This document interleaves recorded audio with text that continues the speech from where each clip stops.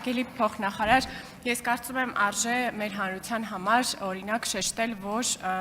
Եվրոպական միության քաղաքացիական դիտորդական առաքելությունը Հայաստանում է հենց այսպիսի պայմանագրի առկայության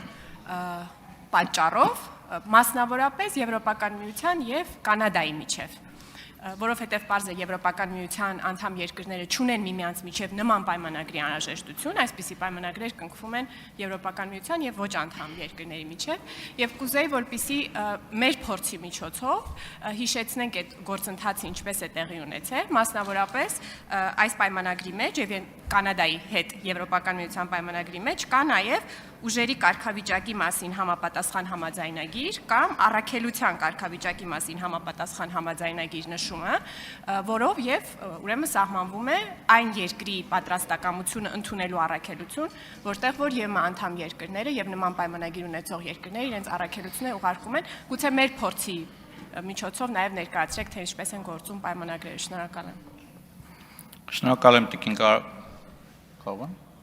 Շնորհակալ եմ Տիկին Կարապետյան, իրավացիորեն նշեցիք, որ հենց նույնպիսի գործընթաց է անցել Հայաստանի Հանրապետությունը ԵՄ դիտորդական առաքելությունը Հայաստան հրավիրելու ընթացքում եւ մենք ըստ էության ունենք այդ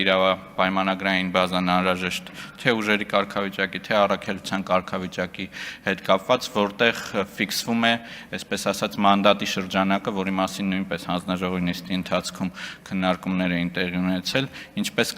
ոչ միայն Կանադան, այլ նաեւ ԵՄ անդամ հանդիսացող այլ պետություններ նույնպես կան, որոնք նմանօրինակ համաձայնագրեր ունեն Եվրոպական միության հետ, այդպիսիք են Շվեյցարիան, Նորվեգիան եւ այլ պետություններ։ Եթե կարճ փորձեմ հիշեցնել, թե ինչպես տեղի ունեցավ Հայաստանի պարագայում, Հայաստանը հրավիրեց Եվրոպական միությանը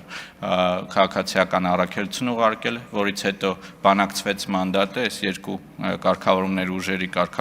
եւ առաքելության վերաբերյալ, ապա տեղակայվեց եւ դրանից հետո նաեւ յուրաքանչյուր ԵՄ ոչ անդամ երկրի պարագայում ադհոկ որոշումներ կայացվեցին դրանց ներգրավման հետ կապված։ Արձագանք։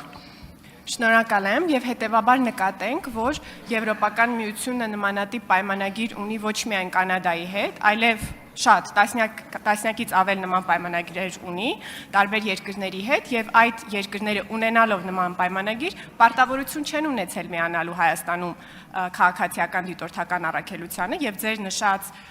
խորհրդատվությունների միջոցով կարող էր այդպիսի պատրաստակամություն վերհանվել եւ ուղարկվել հրավեր, սա ասում եմ ինչու համար ցույց տալու, որ պայմանագիրը դեռևս չի ենթադրում պարտավորություն մասնակցելու նման առաքելությունների, սա ընդհանրապես շրջանակային փաստաթուղթ է, որը Տիկին Քլոյան, Տիկին Դավոյան, Տիկին Վարդանյան, Հայաստանի Հանրապետության փոխնախարարն է խոսում եւ падգամավորը հարց է տալիս։ Ներողություն, շարունակեք։ Շնորհակալ եմ, պայմանագիրը ընդհանուր շրջանակն է սահմանում, որը նման առաքելությունների մասնակցելու պատրաստակամության դեպքում հեշտացնում է երկրի եւ Եվրոպական միության միջև համագործակցությունը։ Շնորհակալ եմ։